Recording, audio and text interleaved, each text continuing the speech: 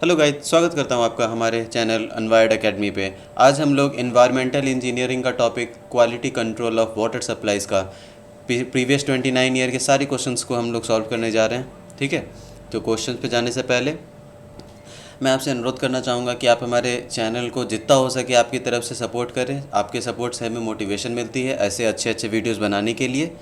तो चलिए शुरू करते हैं। तो यहाँ पे पहला क्वेश्चन जो है कह रहा है most of the turbidity meter works on a scattering principle, the turbidity value of so obtained expression is okay. तो यहाँ पे हमें पता है कि जो नेफ्लोमीटर टर्बिडिटी यूनिट होती है वो हमें स्कैटरिंग के प्रिंसिपल पे टर्बिडिटी देती है, इसलिए इसका आंसर एनटीयू हो जाएगा। तो डी ऑप्शन को मार्क कर देंगे। चलिए अगले क्वेश्चन पे चलते हैं। इस क्वेश्चन में हमसे ये पूछ रहा है कि 1 TCU यानी कि ट्रू कलर यूनिट जो है इक्विवेलेंट होता है कलर प्रोड्यूस्ड बाय किसके। तो ये जो होता है प्लैटिनियम आयन के कलर को प्लैटिनियम आयन जो कलर प्रोड्यूस करेगी क्लोरोप्लैटिनेट आयन के फॉर्म में, वो होता है ये। तो ठीक है, तो इसका आंसर सी हो जाएगा 1 mg of platinum in form of chloroplatinate ion. तो ये सी ऑप्शन करेक्ट हो जाएगा इसका, तो सी मार्क कर देंगे। चलिए अगले क्वेश्चन पे चलते हैं।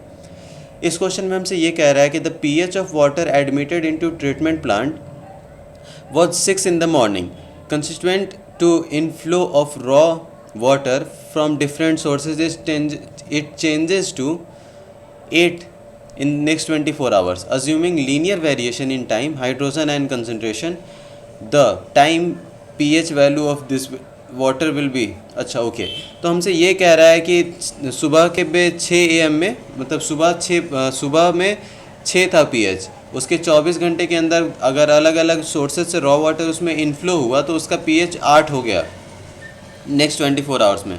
और उसके लीनियर वेरिएशन को अगर कंसीडर किया जाए उसके हाइड्रोजन आयन के कंसनट्रेशन को, तो pH वैल्यू जो होगी वो क्या होगी वाटर की 24 आवर पीरियड में। ठीक है, तो इसमें करना कुछ नहीं है, पहले pH दिया हुआ है दोनों का। ठीक है, तो H+ का कंसनट्रेशन निकाल लेंगे दोनों के लिए हम लोग H+ का कंसनट्रेशन निकालेंगे। पहले 6 वाले pH के लिए निकालेंगे, तो उसके लिए pH का कंसनट्रेशन क्या होगा। pH होता क्या है, pH होता है minus of log 10 base H+ का कंसनट्रेशन। ओके, यहाँ पे pH अगर हमें 6 दिया है तो माइनस एंटी लॉग लेंगे तो 10 टू पावर इतना हो जाएगा, 10 टू पावर -6 H+। ये pH 6 के केस में हो जाएगा। और वैसे ही सिमिलरली pH 8 के केस में क्या हो जाएगा, हाइड्रोजन आयन का कंसनट्रेशन 10 टू पावर -8। ओके, तो इन दोनों का जो मीन होगा उसका pH हमें चाहिए। तो हम क्या करेंगे कि दोनों हाइड्रोजन आयन के कंसनट्रेशन का मीन निकाल लेंगे। तो H+ मीन क्या होगा, ये मीन क्या होगा 10 to power -6 plus 10 to power -8, इस दोनों का मीन निकाल लेंगे हम। ठीक है, इन दोनों के मीन से जो H मीन का जो फिर हमें pH बताना है, तो H मीन से जो हम लोग pH निकालेंगे तो वो क्या करेंगे हम लोग log minus of log 10 base H+ mean. इस पूरे को आप जब कैलकुलेट करेंगे तो आपको pH वैल्यू जो आएगी वाटर की मीन हाइड्रोजन कंसनट्रेशन पे वो 6.29 के करीब आती है, 6.29 आती है pH। ठीक है, तो इसका आंसर हमारा 6.29 हो जाएगा pH की वैल्यू। चलिए अगले क्वेश्चन पे चलते हैं। इस क्वेश्चन में हमसे ये कह रहा है जो मिथेमोग्लोबिनिया जो होता है, ब्लू बेबी सिंड्रोम ज़्यादा अच्छा नाम है, ब्लू बेबी सिंड्रोम जो होता है वो कंज्यूम किस वाटर को, मतलब वाटर में क्या एक्सेस होगा तो उसको कंज्यूम करने से होता है। तो इसका आंसर नाइट्रेट होता है। जब नाइट्रेट ज़्यादा हो जाता है वाटर में तो उसके एक्सेस प्रेजेंट ऑफ वाटर, अगर उस वाटर को कोई बच्चा कंज्यूम करता है, ठीक है, तो वो उसके शरीर में ऑक्सीजन की कमी हो जाती है, तो इसीलिए उसका शरीर नीला दिखने लगता है, इसीलिए उसे ब्लू बेबी सिंड्रोम कहते हैं। ठीक है, तो इसका आंसर सी हो जाएगा हमारा करेक्ट। चलिए अगले क्वेश्चन पे चलते हैं। इस क्वेश्चन में हमसे ये कह रहा है कि hardness of water is caused by presence of which of the following. तो हार्डनेस जो होता है बेसिकली कैल्शियम और मैग्नीशियम के उससे होता है, सॉल्ट से प्रेजेंट होता है। कैल्शियम और मैग्नीशियम के मेजरली कैल्शियम और मैग्नीशियम के ही से प्रेजेंट होता है हार्डनेस, तो इसीलिए बी ऑप्शन इसका सबसे अच्छा ऑप्शन है, करेक्ट हो जाएगा। चलिए अगले क्वेश्चन पे चलते हैं। इस क्वेश्चन में हमसे कह रहा है the presence of fluoride in water is greater than permissible limit of 1.5 mg per litre. तो फ्लोराइड से बेसिकली क्या होता है, डेंटल फ्लोरोसिस के केस आती हैं, बोन या तो वो हो सकता है। अगर एक्सेस में है फ्लोरीन तो बोन्स को भी बहुत अफेक्ट करता है और डेंटल फ्लोरोसिस वाली केस आने लगती है उसमें। लेकिन अगर वो लिमिट में होता है तो वो टीथ ग्रो करने में भी हेल्प करता है। लेकिन यहाँ पे परमिसिबल लिमिट से ज़्यादा है तो ये डेंटल फ्लोरोसिस का कारण बनेगा। तो इसका आंसर डी करेक्ट हो जाएगा। चलिए अगले क्वेश्चन पे चलते हैं। इस क्वेश्चन में हमसे कह रहा है कि alkalinity of water can be defined correctly in which of the following veg. Okay, तो अल्कलिनिटी को हम लोग किस तरीके से अच्छे से डिफाइन कर सकते हैं। तो अल्कलिनिटी बेसिकली होता क्या है, मतलब अल्कलाइन मतलब वो कार्बोनेट या फिर बाइकार्बोनेट या OH आयन की मेजर जो कंसंट्रेशन होती है, बाइकार्बोनेट यानी HCO3 माइनस CO3 2 माइनस और या फिर OH माइनस। तो बेसिकली इन्हीं तीनों के प्रेजेंस के कारण हम वाटर को अल्कलाइन करते हैं। मेजर में यही तीनों प्रेजेंट होते हैं। और कह रहा है कि किस तरह से अल्कलिनिटी को डिफाइन करेंगे। चलिए ऑप्शंस पढ़ते हैं। It is the measure of ability of water to neutralize oxygen. नहीं, ऑक्सीजन को न्यूट्रलाइज थोड़ी करता है, ये गलत है। उसके बाद न्यूट्रलाइज कार्बोनेट्स तो पहले ही से प्रेजेंट है, ये भी गलत है। It's the presence of ions of water that will neutralize hydrogen ions, ये सही जवाब है। क्योंकि यहाँ पे एक हाइड्रोजन आयन कंज्यूम होगा, यहाँ पे 2 हाइड्रोजन आयन कंज्यूम होंगे, 2H+ कंज्यूम होगा, यहाँ भी H+ कंज्यूम होगा। तो बेसिकली हाइड्रोजन आयन को कंज्यूम करने के लिए ही उसको अल्कलिनिटी को डिफाइन किया जाता है। इसका आंसर सी करेक्ट हो जाएगा। चलिए अगले क्वेश्चन पे चलते हैं। इस क्वेश्चन में हमसे कह रहा है excessive fluoride in drinking water causes. तो एक्सेसिव अगर फ्लोराइड हो जाता है ना, तो हमने पिछले पास्ट सेकेंड या थर्ड क्वेश्चन में देखा था, टूथ फ्लोरोसिस होने लगता है, क्या कहते हैं उसे, टूथ फ्लोरोसिस होने लगता है। ठीक है, तो यहाँ पे हम ऑप्शन अगर पढ़ेंगे तो अल्जाइमर तो नहीं हो सकता, ये गलत ऑप्शन है। Mottling of teeth and embrittlement of bones, ये ऑप्शन हमारा करेक्ट है। तो बी ऑप्शन करेक्ट हो जाएगा इसका, मेथनगोमिया। तो ये ब्लू बेबी सिंड्रोम जो है ये नाइट्रेट के ज़्यादा होने से होता है। और स्किन कैंसर का तो जब कार्सोजिनस अगर वाटर में ज़्यादा हो जाएंगी तब स्किन कैंसर होता है। तो ये मॉटलिंग ऑफ टीथ और इम्ब्रिटलमेंट इसका आंसर हो जाएगा। तो बी करेक्ट ऑप्शन है। चलिए अगले क्वेश्चन पे चलते हैं। इस क्वेश्चन में हमसे ये पूछ रहा है कि temporary hardness in water is caused by. तो जो टेम्प्रोरी हार्डनेस होती है ना, वो bicarbonates of calcium and magnesium के द्वारा होती है। ठीक है, तो बाइकार्बोनेट्स ऑफ कैल्शियम और बाइकार्बोनेट्स होते हैं ये HCO3 माइनस। तो ये बाइकार्बोनेट्स जब होते हैं कैल्शियम और मैग्नीशियम के, उनके द्वारा होती है ये टेम्प्रोरी हार्डनेस। टेम्प्रोरी हार्डनेस को बॉइलिंग से भी हटाया जा सकता है सिर्फ। ठीक है, तो चलिए अगले क्वेश्चन पे चलते हैं। इस क्वेश्चन में हमसे पूछ रहा है ब्लू बेबी सिंड्रोम जो है वो चिल्ड्रन में होती है किसके प्रेजेंस में। तो हमने पहले भी देखा था, नाइट्रेट जब एक्सेस में होगा तो ब्लू बेबी सिंड्रोम होता है। तो नाइट्रेट इसका करेक्ट ऑप्शन हो जाएगा। चलिए अगले क्वेश्चन में चलते हैं। इस क्वेश्चन में हमसे ये पूछ रहा है 2 sample of water A and B have pH value 4.4 and 6.4 respectively, then how many times sample A is more acidic than sample B? Okay, तो इस क्वेश्चन में हमें करना कुछ नहीं है, बस हमें दोनों में H+ का कंसंट्रेशन निकाल लेना है। ठीक है, H+ का कंसंट्रेशन निकालने के बाद हम उसे डिवाइड कर देंगे तो हमें पता चल जाएगा कौन ज़्यादा कंसंट्रेटेड है। ठीक है, तो A पूछ रहा है ना कितने ज़्यादा B से ज़्यादा कंसंट्रेटेड। ओके, तो A का कंसंट्रेशन H+ का कितना होगा?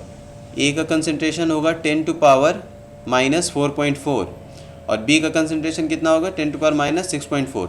तो ये ज़्यादा छोटा है, तो इस हमें क्या करना होगा, इसमें कुछ मल्टीप्लाई करना होगा। सॉरी, हमें A में कुछ मल्टीप्लाई करना होगा x का, इस x का, कि हमें वो आए। B में हम मल्टीप्लाई, सॉरी A में नहीं करना होगा, B में करना होगा हमें, क्योंकि ये ज़्यादा छोटा है तो बड़े से छोटे को करना है तो इसमें बड़ा से मल्टीप्लाई करना पड़ेगा x की वैल्यू। ठीक है, तो x को अगर निकालने की हम कोशिश करेंगे तो यहाँ पे क्या हो जाएगा 10 की पावर -4.4 और ये ऊपर आएगा तो कितना हो जाएगा इंटू 10 की पावर 6.4। दोनों को हम सॉल्व करेंगे तो 10 स्क्वायर आ जाएगा। तो x की वैल्यू 10 स्क्वायर यानी कि 100 इसका करेक्ट ऑप्शन हो जाएगा। चलिए अगले क्वेश्चन पे चलते हैं। इस क्वेश्चन में हमसे ये कह रहा है द कैल्शियम आयन, ये Ca2+ कंसनट्रेशन और Mg2+ कंसनट्रेशन वाटर में दिया हुआ था। तो टोटल हार्डनेस हमें बताना है इन टर्म्स ऑफ CaCO3 और अप्रॉक्सीमेटली वो कितना होगा। ये बहुत इजी क्वेश्चन है। इसको निकालने के लिए एक फार्मूला होता है टोटल हार्डनेस निकालने का CaCO3 के टर्म में। वो ये होता है कि इसमें जितना भी ये कंसनट्रेशन इनका दिया होगा प्लस इनका इक्विवेलेंट वेट, तो इक्विवेलेंट वेट अगर Ca2+ का देखा जाए तो इसका मॉलिक्यूलर वेट होगा 40 और इसके वैलेंसी से डिवाइड कर देंगे 2 से, तो ये हमारा इक्विवेलेंट आ जाएगा 20। तो 20 से डिवाइड कर देंगे इंटू 50 जो कि CaCO3 का इक्विवेलेंट वेट है, प्लस 40 इसका कंसनट्रेशन दिया हुआ था। उसके बाद फिर हम mg का इक्विवेलेंट वेट निकालेंगे, तो mg का वेट होता है 24, उसके बाद 2 से डिवाइड कर देंगे 12, ठीक है, इंटू 50।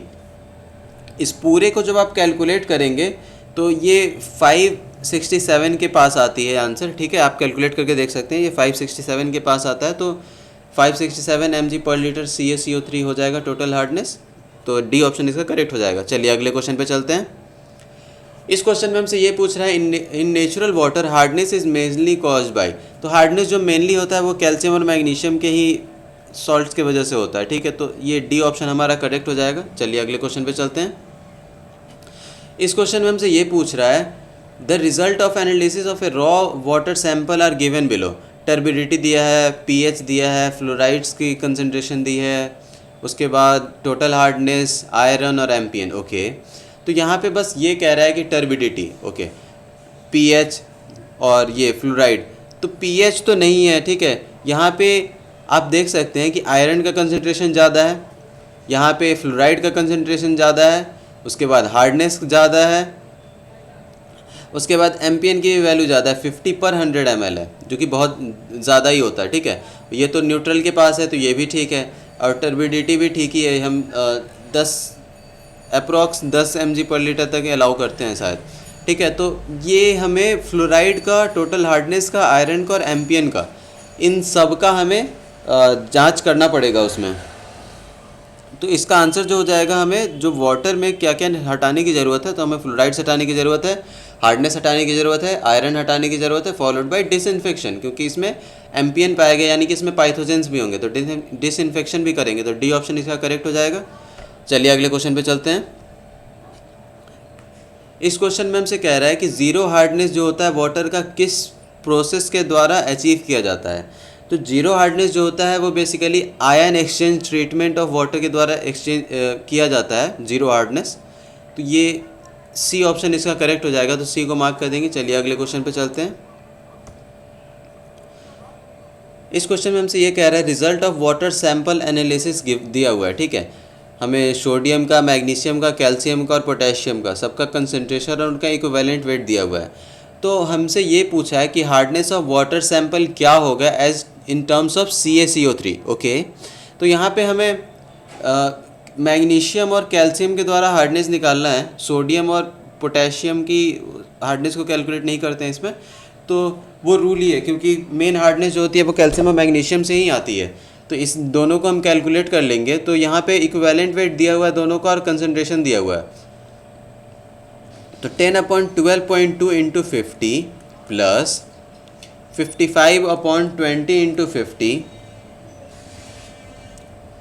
इस पूरे को हम कैलकुलेट करेंगे तो ये 179 के आसपास आता है, ठीक है, आप इसे कैलकुलेट करके देख सकते हैं। तो ये इतना हार्डनेस आ जाएगा इन टर्म्स ऑफ CaCO3 mg/L, तो 179 यानी सी ऑप्शन को मार्क कर देंगे। चलिए अगले क्वेश्चन पे चलते हैं। इस क्वेश्चन में हमसे ये कह रहा है वाटर ट्रीटमेंट प्लांट जो था 10 mld वाटर को मतलब 10 mld वाटर रिक्वायर्ड था 20 mg मतलब 10 mld 20 mg/L फिल्टर करता है एलम, ठीक है, एलम ये हुआ Al2SO4 whole thrice dot 18H2, okay. और फिर हमसे ये कह रहा है कि the water has 6 mg of alkalinity at CaCO3, मतलब पहले से ही वाटर में 6 mg/L की एल्कनिटी है। उसके बाद फिर कह रहा है कि CaCO3, उसके बाद अल्मोनियम वगैरह सबका मॉलिक्यूलर वेट दे दिया है इसने। इस क्वेश्चन में हमको बेसिकली बस पता होना चाहिए था, हमें बस इक्वेशन पता होनी चाहिए, जो एलम की इक्वेशन होती है रिएक्शन की, एल्कनिटी से जो रिएक्ट करता है उससे जो इक्वेशन होती है वो पता होना चाहिए था। तो यहाँ पे मैं इक्वेशन लिखता हूँ Al2SO4 whole thrice dot 18H2O, ये जो होता है 3 बाइकार्बोनेट एल्किनिटी को खाता है, ठीक है।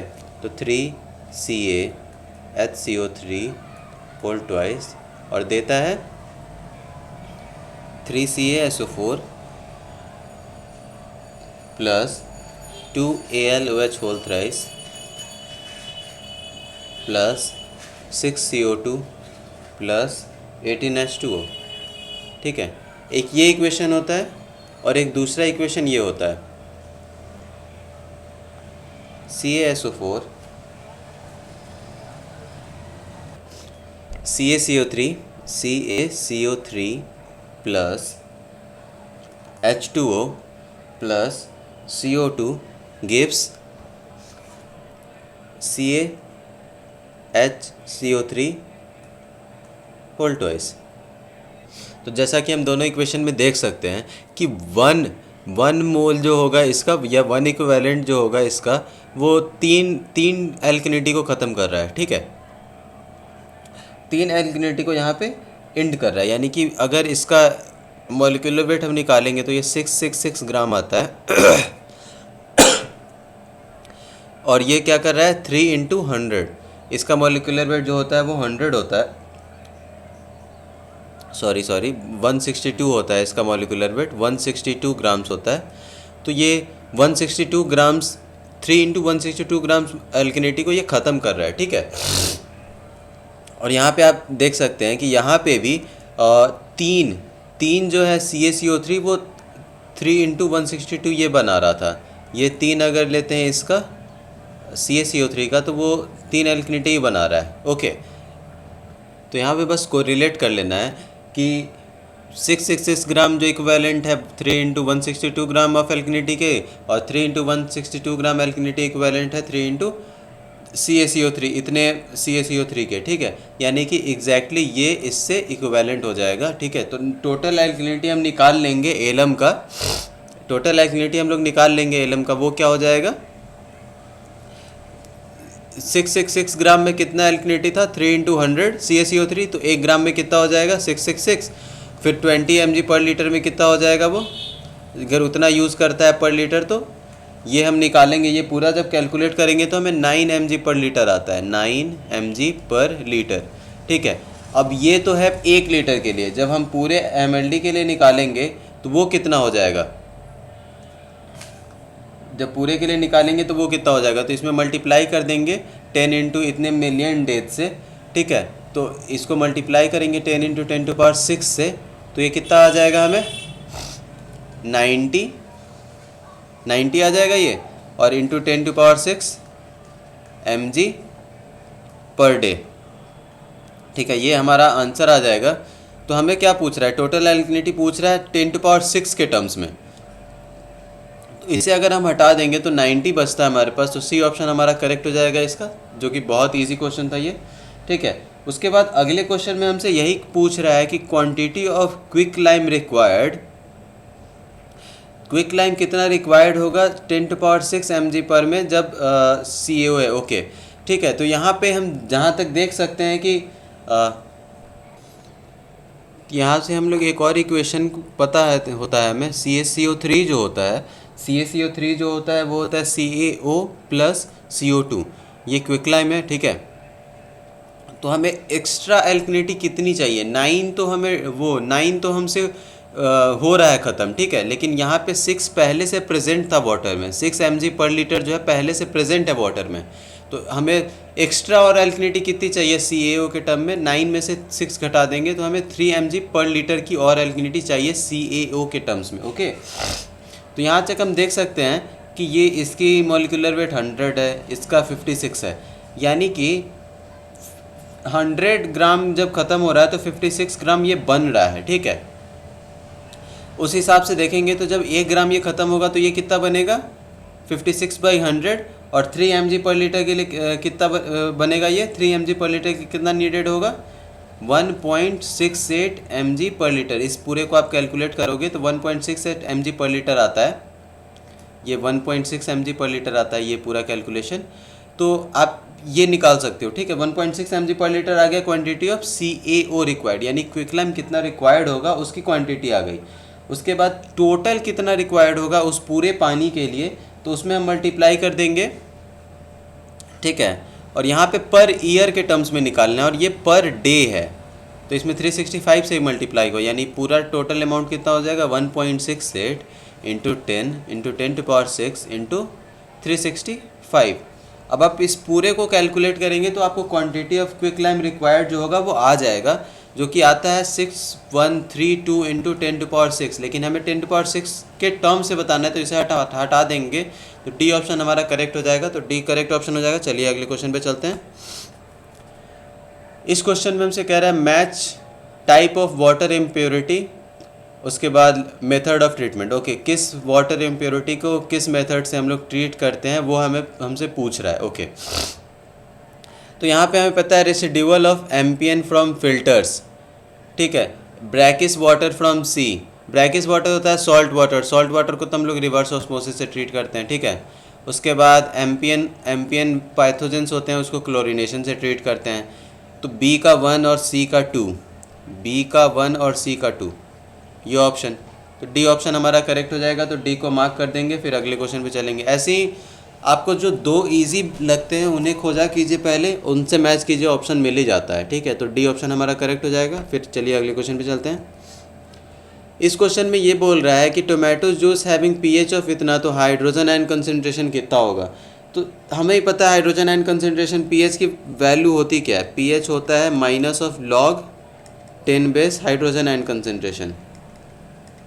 तो यहाँ पे पीएच दिया है हमें 4.1, तो हम एंटी लॉग लेंगे तो ये माइनस 10 पावर इतना आएगा, -4.1, ठीक है। इस पूरे को जब हम कैलकुलेट करेंगे तो इसका आंसर 7.94 इंटू 10⁻⁵ मोल पर लीटर आता है, तो डी ऑप्शन हमारा करेक्ट हो जाएगा। आप कैलकुलेट करके देख सकते हैं, ठीक है। चलिए अगले क्वेश्चन पे चलते हैं। इस क्वेश्चन में हमसे ये कह रहा है एक सिंथेटिक सैंपल था वाटर का, जो कि प्रिपेयर किया गया था adding 100 mg of clay mineral. Okay, clay mineral add करके बनाया गया था। 200 mg glucose, 168 mg of NaCl, 120 mg of MgSO4 और 111 mg ऑफ CaCl2 और 1 लीटर ऑफ प्योर वाटर। तो हमसे पूछ रहा है कि concentration of total solids and fixed dissolve solids और रिस्पेक्टिवली क्या क्या होंगी। ओके, यहाँ पे हम देख सकते हैं कि केओलाइट जो होता है ये क्ले मिनरल होता है, ये तो डिसॉल्व नहीं होगा, ठीक है, तो ये तो सस्पेंडेड में आ जाएगा, ठीक है। हमसे पूछ रहा है कि टोटल सॉलिड्स कितने होंगे। टोटल सॉलिड्स में दोनों आते हैं, सस्पेंडेड और डिसॉल्व सॉलिड, बाकी सारे डिसॉल्व होने वाले हैं, तो हम सबका सम कर लेंगे।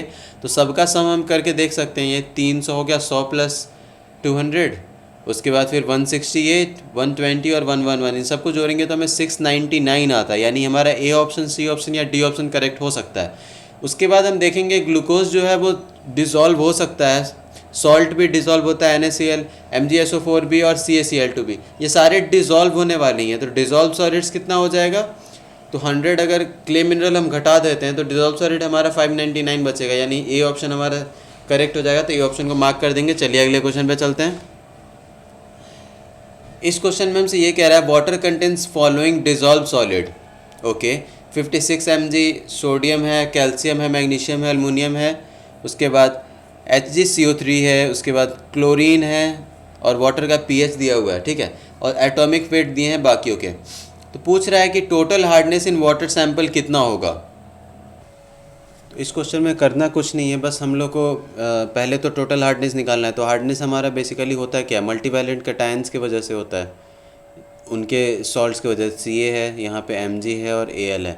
इन तीनों को फॉर्मूले में हम पुट करेंगे, इनका वेट, इनका कंसंट्रेशन अपॉन इक्विवेलेंट वेट। तो Ca का वेट दिया है 40, जो कि 2 से डिवाइड कर देंगे, उसका वैलेंसी 2 है, तो ये 20 इंटू CaCO3 का इक्विवेलेंट वेट प्लस ये 40 था, सॉरी ये 40 होगा यहाँ पे, क्योंकि यहाँ Ca का कंसंट्रेशन 40 दिया है। उसके बाद 30 divided by 12 into 50 plus 3 divided by 9 into 50। इस पूरे को हम कैलकुलेट करेंगे, 241.667 आता है, तो इसे हम 242 मान लेंगे, 242 राउंड ऑफ कर लेंगे इसे। तो हमें 242 mg पर लीटर हमें हार्डनेस आ रही है टोटल। उसके बाद हमसे सेकेंड क्वेश्चन में पूछ रहा है कि नॉन कार्बोनेट हार्डनेस कितना होगा। तो नॉन कार्बोनेट हार्डनेस निकालने के लिए एक तरीका होता है, मतलब एल्कनिटी निकाल लीजिए पहले। एल्कनिटी होती किस वजह से है? मेज़र होती है कार्बोनेट की वजह से, बाइकार्बोनेट की वजह से, CO3 माइनस, HCO3 माइनस और OH माइनस की वजह से होती है मेज़र, जो एल्कनिटी होती है इन तीनों की वजह से होती है। तो यहाँ पे हमें HCO3 ही दिया है सिर्फ, तो उसके वजह से हम एल्कनिटी निकाल लेंगे। तो 190 डिवाइडेड बाई 61 इंटू 50, इसे हम कैलकुलेट करेंगे तो 155.667 आता है। ठीक है, तो ये इतना आंसर आता है हमें इसका, तो इसे हम लिख देंगे 157। और इन दोनों में से जो मिनिमम होता है उसे हम कार्बोनेट हार्डनेस कहते हैं। यानी कि यहाँ पे कार्बोनेट हार्डनेस जो होगा वो एल्कनिटी के इक्वल हो जाएगा। चूँकि यहाँ पे टोटल हार्डनेस ज़्यादा है एल्कनिटी से, तो total hardness is equals to क्या होता है? Carbonate hardness plus non carbonate hardness, और carbonate hardness is equals to है एल्कनिटी। ठीक है, तो हम माइनस कर देंगे तो नॉन कार्बोनेट हार्डनेस हमें आ जाएगा। तो इसमें से हम 157 अगर माइनस कर देते हैं तो हमें 86, सॉरी ये 155.6 है ना, तो ये 156 होगा। तो 156 इसमें से हम माइनस कर देंगे तो ये हमें 86 के करीब आंसर आता है। ठीक है, तो सी ऑप्शन हमारा करेक्ट हो जाएगा और इसका भी सी ऑप्शन करेक्ट हो जाएगा, 242। ठीक है, चलिए अगले क्वेश्चन पे चलते हैं। इस क्वेश्चन में हमसे पूछ रहा है the presence of hardness in excess of permissible limit causes. Okay, तो हार्डनेस अगर ज़्यादा लिमिट में प्रेजेंट होती है तो सोप जो होता है वो लेदर फॉर्म नहीं करता है, यानी झाग नहीं बनता है। तो लॉन्ड्री के एक्सपेंस जो होंगे वो इंक्रीज़ कर जाएंगे, यानी कि डी ऑप्शन जो होगा हमारा करेक्ट होगा, इंक्रीज इन लॉन्ड्री एक्सपेंसेस। चलिए अगले क्वेश्चन पे चलते हैं। इस क्वेश्चन में कह रहा है कि the alkalinity of hardness of water sample are 250 mg per litre and 350 mg per litre at CaCO3 respectively. Okay, alkalinity दिया है 250 और हार्डनेस दिया है 350, तो दोनों में से जो मिनिमम होगा वो कार्बोनेट हार्डनेस हो जाता है। ये हो गया हमारा कार्बोनेट हार्डनेस, और कार्बोनेट हार्डनेस यानी कि कितना हो जाएगा? 250 हमारा हो जाएगा कार्बोनेट हार्डनेस। उसके बाद फिर नॉन कार्बोनेट हार्डनेस कितना हो जाएगा? टोटल हार्डनेस दिया है हमें 350, तो नॉन कार्बोनेट हार्डनेस हो जाएगा 100। तो 250 mg per litre as carbonate hardness and 100 mg as non carbonate hardness. D option हमारा करेक्ट हो जाएगा, तो डी को मार्क कर देंगे। चलिए अगले क्वेश्चन पे चलते हैं। 26 नंबर क्वेश्चन में हमसे ये कह रहा है कि वेस्ट वाटर सैंपल जो है वो 10⁻⁻5.6 मिलीमोल पर लीटर OH आयन का कंसनट्रेशन है उसका, तो pH ऑफ सैंपल कितना होगा? तो मिलीमोल है, इसे मोल पर लीटर में अगर कन्वर्ट कर लेंगे तो क्या हो जाएगा? 10⁻5.6 इंटू 10⁻³ है, तो ये हो जाएगा 10⁻8.6। तो इसे हम लॉग अगर लेंगे इसका, लॉग 10 माइनस में, तो ये आ जाएगा हमें 8.6, यानी POH जो आ रहा है इसका वो 8.6 आ रहा है। तो pH कितना आ जाएगा? इसे 14 में से हम माइनस कर लेंगे तो pH इसका हमारा 5.4 के करीब आ जाएगा, 5.4 हमारा pH आ जाएगा। तो डी ऑप्शन जो होगा हमारा करेक्ट हो जाएगा, तो डी को मार्क कर देंगे। चलिए अगले क्वेश्चन पे चलते हैं। इस क्वेश्चन में हमें मैच करना है एस्टिमेशन मेथड और करस्पॉन्डिंग इंडिकेटर। ओके, कौन से मेथड में कौन सा इंडिकेटर यूज़ होता है उसे हमें मार्क करना है। ठीक है, तो EDTA जो होता है मुझे कुछ आपको सारे याद करने की ज़रूरत नहीं है, आपको कुछ याद रखना है, कम से कम 2 या 3 याद रखिए तो आपको एक ऑप्शन मिल ही जाता है मैच द फॉलोइंग में। ठीक है, यहाँ पे जो सी ऑप्शन है EDTA टाइट्रमेटिक मेथड ऑफ हार्डनेस, इसके लिए जो है एरिक्रॉम ब्लैक टी यानी EBT यूज़ किया जाता है। EBT से शॉर्ट फॉर्म होता है, ये यूज़ किया जाता है। ठीक है, तो ये मुझे पता है। उसके बाद फिर azide modified रिंकलर method for dissolve oxygen, dissolve oxygen वाला जो होता है टेस्ट वो स्टार्च के लिए यूज़ किया जाता है। तो A का 4 है और C का 1, A का 4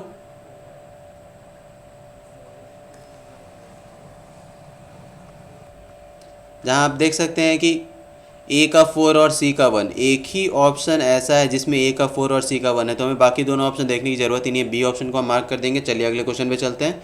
लेकिन जब आप क्वेश्चन सॉल्व करते रहें तो एक बार देख ही लें, ठीक है, कि कौन सा ऑप्शन है। मान लीजिए अगर अगले मैच द फॉलोइंग में सिर्फ यही और यही दिया हो तो आप इन दोनों से भी मार्क कर सकते हैं। उसीलिए हम देख लेते हैं यहाँ पे जो डी का हमें 3 दिया है, यानी कि मोहर या फिर मोहर मेथड ऑफ जो क्लोराइड होता है वो यूज़ किया जाता है उसमें पोटेशियम क्रोमेट का। ओके, और फेरोइन जो होता है वो dichromate method of chemical oxygen demand यानी COD निकालने का काम आता है, तो इसे हम याद रखेंगे। चलिए अगले क्वेश्चन पे चलते हैं। इस क्वेश्चन में हमसे ये कह रहा है following chemical species were reported for water sample for a well. Okay, तो इसमें हमें ये स्पेसीज हमें मार्क किया गया था। तो हमसे पूछ रहा है कि टोटल हार्डनेस पहली बात कितना होगा। तो टोटल हार्डनेस होता किस वजह से है, तो यहाँ पे टोटल हार्डनेस सिर्फ कैल्शियम और मैग्नीशियम की वजह से होगा। ठीक है, इसमें हमें कंसंट्रेशन पहले ही दे दिया है। ठीक है, मिली इक्विवेलेंट पहले ही दे दिया है हमें, इसमें mg पर लीटर नहीं दिया है, ये mg पर लीटर नहीं दिया है, ये मिली इक्विवेलेंट पर लीटर दिया है।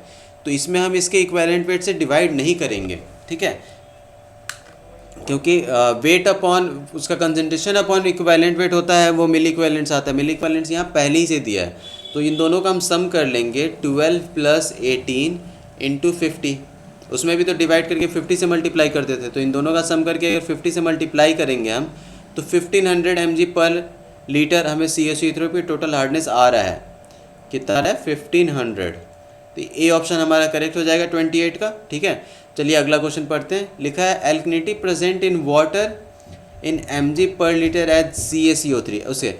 ओके, तो एल्कनिटी हमारा किसके वजह से होता है? बाइकार्बोनेट की वजह से होता है, कार्बोनेट की वजह से होता है। ठीक है, तो कार्बोनेट बाइकार्बोनेट की वजह से होता है एल्कनिटी, और एक हाइड्रोक्सिल की वजह से भी होता है OH-, लेकिन यहाँ पे OH दिया नहीं है। तो इन दोनों का हम सम कर लेंगे, तो ये हमारा आ रहा है 35 × 50 कर देंगे। इसमें वेट से डिवाइड नहीं करेंगे क्योंकि कंसंट्रेशन दिया है मिली इक्विवेलेंट्स पर लीटर में। तो 35 × 50 करेंगे तो हमें 1750 आ जाएगा इसका आंसर। तो ये सी ऑप्शन को हम मार्क कर देंगे जो कि सही है। और चलिए अगले क्वेश्चन पे चलते हैं। इस क्वेश्चन में हमसे कह रहा है कि ion concentration obtain from ground water sample having pH 8.1 are given below. Okay, ion concentration हमें दिया है वेरियस ग्राउंड वाटर सैंपल का। ओके, आयन कंसंट्रेशन कैल्शियम का दिया है, मैग्नीशियम का दिया है, सोडियम का दिया है, बाइकार्बोनेट का दिया है, सल्फेट का दिया है और क्लोराइड का दिया है। तो पूछ रहा है टोटल हार्डनेस क्या होगा mg पर लीटर में CaCO3 के टर्म्स में। तो इसमें भी हम पहली बात तो कैल्शियम और इसके निकाल लेंगे। ठीक है, तो यहाँ पे 100/20 × 50 + 6/12 × 50, तो ये हो जाएगा हमारा 25, और ये हो जाएगा हमारा, ये 5 टाइम्स चला जाएगा, ये हो जाएगा 250, तो 275 आ रहा है। तो ये हमारा हार्डनेस 275 यानी सी ऑप्शन हमारा करेक्ट हो जाएगा। तो सी ऑप्शन को मार्क कर देंगे। चलिए अगले क्वेश्चन पे चलते हैं। इसमें हमसे पूछ रहा है कार्बोनेट हार्डनेस क्या होगा वाटर का। तो कार्बोनेट हार्डनेस क्या होता है? मिनिमम ऑफ एल्कनिटी या टोटल हार्डनेस होता है। तो एल्कनिटी हमें निकालना या ज़रूरी है। तो एल्कनिटी के लिए हम क्या करेंगे, HCO3 दिया हुआ है, तो HCO3 को पहले एल्कनिटी निकाल लेंगे HCO3 से। तो 250/61 × 50, तो इस पूरे को जब आप कैलकुलेट करेंगे तो ये 204.91 आता है या फिर 205। तो यहाँ पे हमें टोटल हार्डनेस आया है 275 और एल्कनिटी आया है 205। तो मिनिमम दोनों में क्या है? एल्कनिटी मिनिमम है, यानी कार्बोनेट हार्डनेस हमारा 205 के करीब आ जाएगा। 31 का ए ऑप्शन करेक्ट हो जाएगा। चलिए अगले क्वेश्चन पे चलते हैं। इस क्वेश्चन में हमसे कह रहा है कि एनारोबिकली ट्रीटमेंट किया गया था एम्पियन का, कॉलीफॉर्म पाया गया था उसमें 10⁶ पर 100 ml में। उसके बाद आफ्टर क्लोरिनेशन जो है एम्पियन वैल्यू डिक्लाइन हो जाती है 10⁻² पर 100 ml पे। तो परसेंटेज रिमूवल कितना हुआ और लॉग कितना होगा उस रिमूवल परसेंटेज का। ठीक है, तो परसेंटेज रिमूवल के लिए हम क्या करेंगे, 10⁶ पहले था, 10⁻² तक पहुंच गया, तो इतना रिमूव हुआ अपन ओरिजिनल कितना था पहले से उसमें। तो इस पूरे को हम कैलकुलेट कर लेंगे, तो इसका जो आता है ये परसेंटेज जो आएगा इंटू 100, ये हमें आता है 99.99। ओके, और इसका जब हम लॉग लेंगे तो वो हमें 2 के करीब आता है। इसका जब आप लॉग लोगे 10 बेस पे तो ये 2 के करीब आता है। तो डी ऑप्शन जो होगा हमारा करेक्ट हो जाएगा। तो डी ऑप्शन को मार्क कर देंगे। फिर अगले क्वेश्चन पे चलते हैं। इस क्वेश्चन में हमसे ये कह रहा है कि water sample has pH of 9.25, the concentration of hydroxyl ions in water sample is. तो आप देख सकते हैं यहाँ पे pH दिया हुआ है हमें। ठीक है, तो pH दिया हुआ है तो हम POH निकाल सकते हैं इससे। तो pH + POH का सम कितना होता है? 14। तो ये 14 - 9.25 हो जाएगा। तो इसका आंसर आ जाएगा ये 4.75। तो फिर यहाँ से हम OH का कंसंट्रेशन निकाल लेंगे। OH माइनस का कंसनट्रेशन निकाल लेंगे तो एंटी लॉग लेंगे इसका तो 10⁻⁻4.75। इसको जब हम कैलकुलेट करेंगे तो हमें आता है 1.778 इंटू 10⁻⁻5 मोल पर लीटर। ठीक है, तो मेन जो होता है मोल क्या होता है, वेट अपॉन मोलिकुलर वेट होता है। ठीक है, तो OH के अगर मोलिकुलर वेट से हम डिवाइड कर देंगे, अगर मल्टीप्लाई कर देंगे तो हमें इसका वेट आ जाएगा, यानी वेट क्या आ जाएगा, ग्राम पर लीटर में आ जाएगा हमें। तो इसको हम 17 से अगर मल्टीप्लाई कर देते हैं 1.778 को इंटू 10⁻⁻5 इंटू 17 कर देंगे तो ये हमें 302.6 इंटू 10⁻⁻6 ग्राम पर लीटर आ जाएगा। लेकिन सारे ऑप्शन जो हमें दिए हैं मिलीग्राम पर लीटर या फिर मोल पर लीटर में दिए हैं, ये तो गलत ऑप्शन है, ये भी गलत है। उसके बाद मिलीग्राम पर लीटर में दिए हैं दोनों, तो यहाँ ग्राम पर लीटर में 10⁻⁻6 है, ये 10⁻⁻3 होगा तो 3026 ये इतना आएगा, यानी कि सी ऑप्शन जो होगा हमारा करेक्ट हो जाएगा। तो सी ऑप्शन को मार्क कर देंगे। चलिए अगले क्वेश्चन पे चलते हैं। इस क्वेश्चन में हमसे ये कह रहा है कि some of the non toxic metal normally found in natural water are. Okay, तो नॉन टॉक्सिक मेटल हमें फाइंड करने हैं। तो लेड जो होता है वो टॉक्सिक होता है, तो ये तो गलत ऑप्शन हो गया। उसके बाद हमें पता है कैडमियम भी टॉक्सिक होता है, तो ये ऑप्शन भी गलत हो जाएगा। कैडमियम भी टॉक्सिक होता है तो ये ऑप्शन भी गलत हो जाएगा हमारा। उसके बाद सिल्वर भी ये टॉक्सिक होता है तो ये ऑप्शन भी गलत हो जाएगा हमारा। ठीक है, तो ये सारे ऑप्शन गलत हो जाएंगे। यहाँ पे ये भी है टॉक्सिक, तो ये बी और सी ऑप्शन भी गलत हैं। ये देख के पता चल रहा है आर्सेनिक बहुत ज़्यादा टॉक्सिक होता है, मरकरी भी टॉक्सिक होता है। तो सबसे अच्छा ऑप्शन जो है यहाँ पे हमारा डी है। आयरन तो होता ही है वाटर में, मैग्नीज भी और मैग्नीशियम भी होता है। ठीक है, तो डी ऑप्शन हमारा करेक्ट हो जाएगा इसका, तो डी को मार्क कर देंगे। चलिए अगले क्वेश्चन पे चलते हैं। इस क्वेश्चन में हमसे ये कह रहा है कि आयोनिक कंपोजिशन दिया गया था कार्बोनेट और नॉन कार्बोनेट हार्डनेस का। तो इसमें हमसे पूछ रहा है कि कार्बोनेट और नॉन कार्बोनेट हार्डनेस कंसंट्रेशन क्या होंगी अगर ये डायग्राम दिया हुआ है तो कैल्शियम और मैग्नीशियम दोनों को मिला के यहाँ 5 है। ठीक है, तो यहाँ भी मिली इक्विवेलेंट पर लीटर में दिया है, यानी डायरेक्ट 50 से मल्टीप्लाई कर देना है। तो हमें अगर इसको 50 से मल्टीप्लाई करेंगे 5 को तो कितना आ जाएगा 250, यानी कि हार्डनेस हमारी टोटल जो होगी 250 आ जाएगी। और 3.5 इंटू 550 करेंगे तो 10 से डेसिमल हटा देंगे 25 और 15 17 175, यानी कार्बोनेट हार्डनेस जो हमारी आ रही है वो 175 आ रही है, जो कि दोनों में से मिनिमम होता है वो होता है। और जो नॉन कार्बोनेट हार्डनेस होगी वो हमारी 75 आएगी। तो कार्बोनेट हार्डनेस इसका कितना हो जाएगा 175 और नॉन कार्बोनेट 75, यानी बी ऑप्शन इसका करेक्ट हो जाएगा। चलिए अगले क्वेश्चन पे चलते हैं। तो जैसा कि आप ये इस क्वेश्चन में देख सकते हैं, पूछ रहा है a sample of water has been analysed for common ions and result are presented in form of bar diagram as shown. तो मिली इक्विवेलेंट्स दिया हुआ है ये इन सब चीज़ों का। तो पूछ रहा है नॉन कार्बोनेट हार्डनेस कितना होगा CaCO3 के टर्म्स में। तो यहाँ पे हम कैल्शियम और मैग्नीशियम से टोटल हार्डनेस निकाल सकते हैं। तो 4.1 इंटू 50 कर देंगे तो हमें आ जाएगा 205। ये टोटल हार्डनेस आ गया 205 mg पर लीटर। उसके बाद फिर हम अगर वो कैलकुलेट करते हैं कितना इसका एल्कनिटी है, तो ये 165 एल्कनिटी आ रहा है। तो 165 एल्कनिटी है, यानी कि जो लेस होगा वो कार्बोनेट हार्डनेस है, यानी 165 हमारा कार्बोनेट हार्डनेस हो गया अगर, और 205 हमारा टोटल हार्डनेस है। तो ये दोनों को माइनस करेंगे तो नॉन कार्बोनेट हार्डनेस आ जाएगा, जो कि हमारा आएगा 40 के करीब। ठीक है, तो 40 हमारा करेक्ट ऑप्शन हो जाएगा ए। चलिए अगले क्वेश्चन पे चलते हैं। इस क्वेश्चन में हमसे कह रहा है effluent from industry A has pH 4.2, the effluent from other industry B has double the hydroxyl ion concentration than effluent from industry A. तो pH पूछ रहा है कि दूसरे वाले का। बहुत इजी क्वेश्चन है, बस थोड़ा सा घुमाया है इस क्वेश्चन को। जैसा कि आप देख सकते हैं कि यहाँ पे pH दिया हुआ है ए का, और कह रहा है कि बी जो फैक्ट्री है उसमें जो हाइड्रोक्साइल आयन है ना वो डबल कंसंट्रेशन के हैं जितने ए में है। तो पहले इसमें हाइड्रोक्साइल आयन की कंसंट्रेशन निकाल लेंगे। तो पहले तो POH निकाल लेंगे इससे। तो POH क्या हो जाएगा 14 - 4.2, तो ये हमारा 9.8 आ जाएगा। इससे POH का OH माइनस का कंसनट्रेशन कितना आ जाएगा, OH माइनस का कंसनट्रेशन 10 टू पावर माइनस 9.8। ठीक है, ये OH का कंसनट्रेशन आ गया हमारा A के लिए।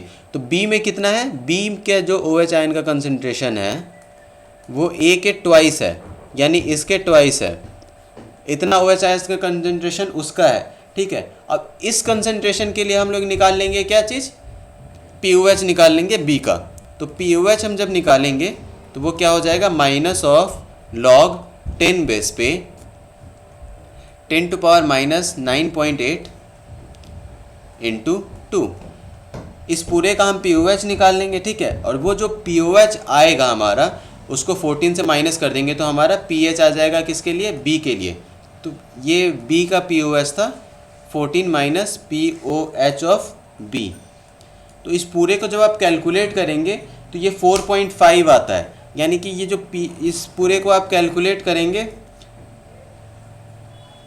ये 4.5 आता है ना टोटल। ये जो POH B का हम कैलकुलेट करेंगे तो ये 9.5 के करीब आता है, और इसको माइनस कर देंगे तो pH हमारा कितना आ जाएगा 4.5, जो कि होगा B के लिए। B के लिए हमारा pH 4.5 आ जाएगा। तो इसका आंसर 4.5 हो जाएगा। चलिए अगले क्वेश्चन पे चलते हैं।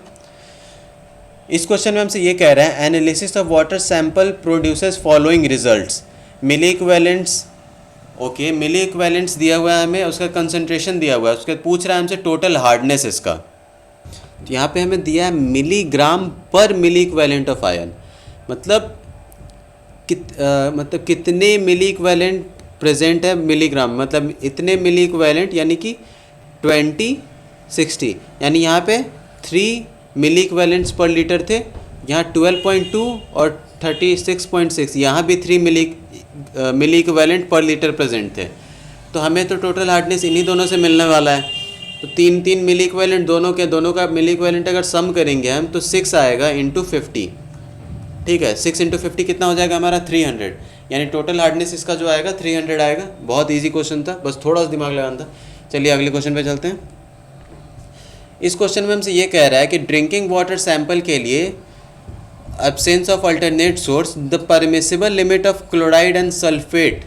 परमिसिबल लिमिट जो क्लोराइड एंड सल्फेट का होगा वो क्या होगा। ठीक है, तो जो क्लोराइड और सल्फेट का जो परमिसिबल लिमिट होता है वो 250 होता है, और सल्फेट के लिए परमिसिबल लिमिट 200 होता है, और मतलब मैक्सिमम लिमिट सल्फेट के लिए होता है 400, और क्लोराइड के लिए मैक्सिमम लिमिट होता है 1000, और इनके लिए परमिसिबल लिमिट जो होता है 200, 250 एंड 200 होता है। तो ये ऑप्शन हमारा करेक्ट हो जाएगा। चलिए अगले क्वेश्चन पे चलते हैं। इस क्वेश्चन में हमसे ये कह रहा है, analyse the data of A water sample. Calcium का दिया है हमें कंसेंट्रेशन और एटॉमिक वेट, मैग्नीशियम का दिया है और HCO3 माइनस का दिया है।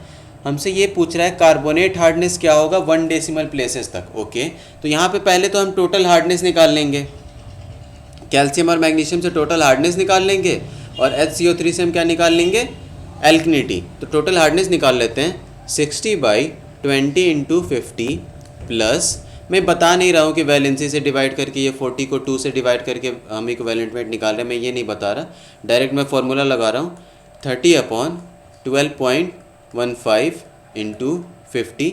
इस पूरे को आप जब कैलकुलेट करेंगे तो इस पूरे को जब आप कैलकुलेट करेंगे तो आपको 273.45 आता है, और इस एल्कनिटी को जब आप कैलकुलेट करेंगे जो कि होगा 400/61 इंटू 50, इसे जब आप कैलकुलेट करेंगे तो ये 327 आता है।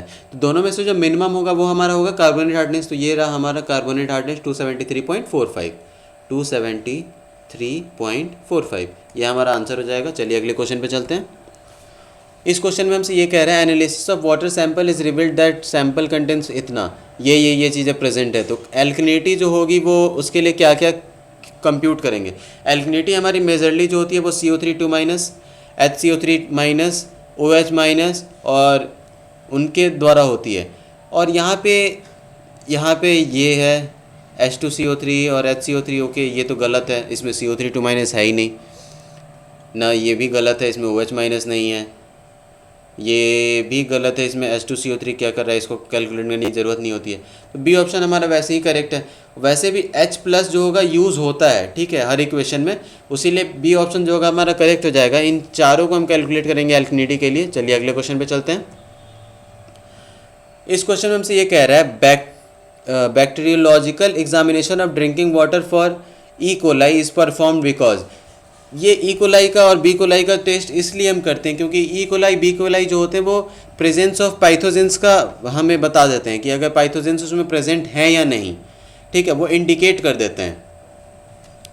तो they are pathogen causing intestinal disease, नहीं ये नहीं। Their presence indicates the viral contamination, नहीं, वायरल कंटामिनेशन को प्रेजेंट नहीं करता है। They are use as indicator organism for probable presence of pathogens, C option हमारा करेक्ट हो जाएगा। पैथोजेंस जो होते हैं उनके प्रेजेंस को हम बताता है ये ई कोलाई या बी कोलाई, ठीक है। चलिए अगले क्वेश्चन पे चलते हैं। The most important water quality parameter for domestic use of water is, okay, तो सबसे ज़्यादा जो इम्पोर्टेंट पैरामीटर होगा वो क्या हो सकता है? सबसे बड़ी बात उसमें ई कोलाई या बी कोलाई नहीं होनी चाहिए क्योंकि उसमें पैथोजेंस नहीं होनी चाहिए। पैथोजेंस होंगे तो वो बीमारी फैलाएंगे।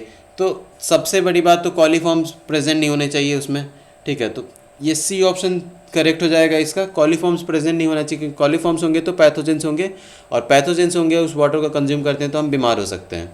चलिए अगले क्वेश्चन पे चलते हैं। इस क्वेश्चन में हमसे ये कह रहा है कि एम्पियन इंडेक्स जो है मेज़र करता है क्या? एम्पियन इंडेक्स जो होता है वो एक तरीका है मेज़र करने का कॉलीफॉर्म बैक्टीरिया को। तो ये ऑप्शन हमारा करेक्ट हो जाएगा, तो ये ऑप्शन को मार्क कर देंगे। चलिए अगले क्वेश्चन पे चलते हैं। इस क्वेश्चन में हमसे ये कह रहा है कि microbial quality of treated pipe water supplies is monitored by, okay, तो मतलब उसमें हम बैक्टीरिया कैसे मॉनिटर करते हैं? तो वो कॉलीफॉर्म एम्पियन टेस्ट होता है, उसके द्वारा हम बैक्टीरिया उसमें मेंटेन करते हैं, मॉनिटर करते हैं। तो वो सी ऑप्शन इसमें करेक्ट हो जाएगा हमारा। चलिए अगले क्वेश्चन पे चलते हैं। इस क्वेश्चन में हमसे ये कह रहा है कि hardness of water is directly measured by titration of ethylene diamine tetra acetic acid EDTA। तो इसमें कौन सा इंडिकेटर यूज़ करते हैं? तो इसमें एरिक्रोम ब्लैक ट्री या EBT यूज़ करते हैं। तो ये ऑप्शन इसका हमारा करेक्ट हो जाएगा। चलिए अगले क्वेश्चन पे चलते हैं। इस क्वेश्चन में हमसे ये कह रहा है organism which exhibit very nearly the characteristics of ideal pathogenic indicator, okay, तो हमें पाइथोजेंस का जब पता लगाना होता है तो हम बेसिकली टेस्ट किसका करते हैं? ई कोलाई और बी कोलाई का। तो यहाँ पे एस्टेरिएचिया ई कोलाई ये जो भी है इसका हम ई कोलाई से शॉर्ट फॉर्म में कहते हैं, ई कोलाई का ही टेस्ट करते हैं। ये बी ऑप्शन हमारा करेक्ट हो जाएगा पाइथोजेंस का प्रेजेंस लगाने के लिए। तो बी ऑप्शन को हम मार्क कर देंगे। चलिए अगले क्वेश्चन पे चलते हैं। तो ये जो हमें दिया हुआ है ये देखने में बहुत लंबा चौड़ा क्वेश्चन है, लेकिन आप देख सकते हैं इसमें क्वेश्चन ये है कि standard multiple tube formation test was conducted on a sample of water from a surface stream. The result of the analysis for confirm test are given below, ठीक है। तो 1 ml सैंपल में 5 पॉजिटिव में से 4 positive आते हैं, 1 negative आता है। 0.1 ml के सैंपल में से 3 पॉजिटिव आते हैं, 2 निगेटिव आता है, और 0.01 ml के सैंपल में से 1 पॉजिटिव आता है और 4 निगेटिव आते हैं, ठीक है। उसके बाद M P N index and 95% confidence limit for combination of positive results of 5 tube का दिया हुआ है as per dilution 10 ml, 1 ml और 0.1 ml।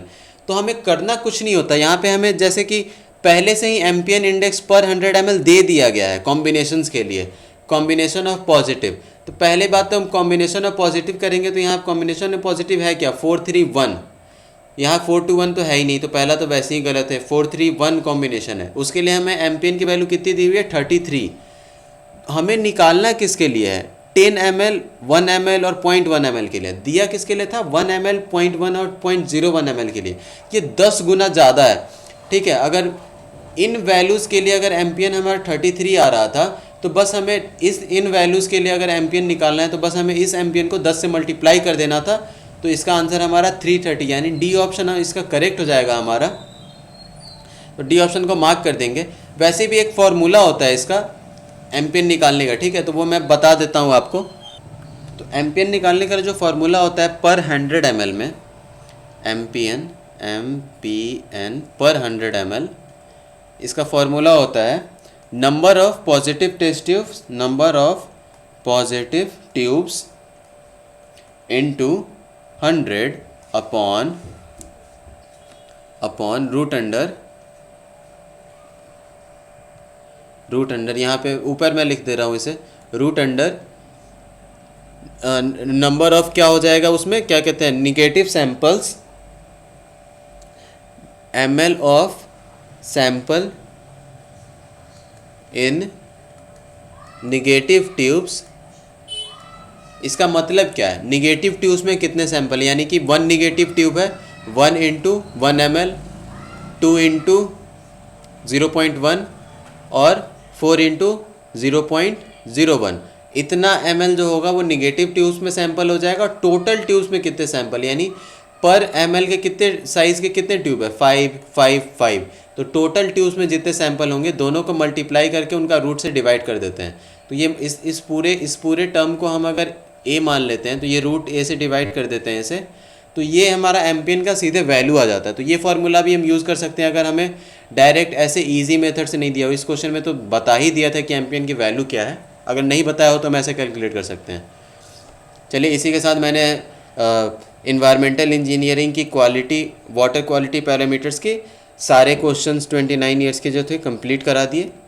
और तो बहुत बहुत धन्यवाद हमारे साथ जुड़े रहने के लिए, और हमारे चैनल को ज़रूर से ज़रूर सब्सक्राइब कीजिए और बेल आइकन ज़रूर दबा लीजिएगा कि हमारे लेटेस्ट वीडियो का नोटिफिकेशन आपको मिलता रहे, और ज़्यादा से ज़्यादा शेयर कीजिए।